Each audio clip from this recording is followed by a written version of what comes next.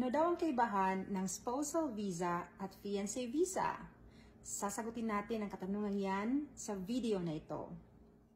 Una, ang fiancé visa or K1 visa, ito yung para sa mga fiancé na magpapakasal sa isang US citizen. Kailangan mo munang mag-apply as fiancé at kailangan nyo magpakasal sa loob ng 90 days pagdating mo sa US.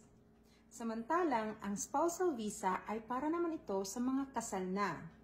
Kung ikaw at ang partner mo ay kasal na, pwede na kayong mag-apply ng spousal visa o yung tinatawag nilang CR1 visa.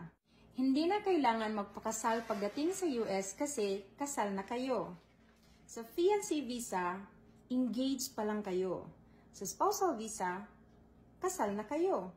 For the timeline, sa fiancé visa, kailangan mo magpakasal kaagad within 90 days pagdating mo sa US bago mag-expire yung visa. And then, you can apply for green card. Sa spouse visa naman, hindi kailangan magmadali kung valid yung kasal nyo.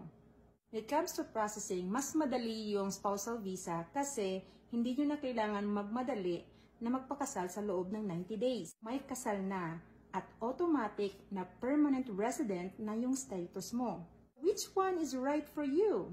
Depende sa sitwasyon nyo kung pipili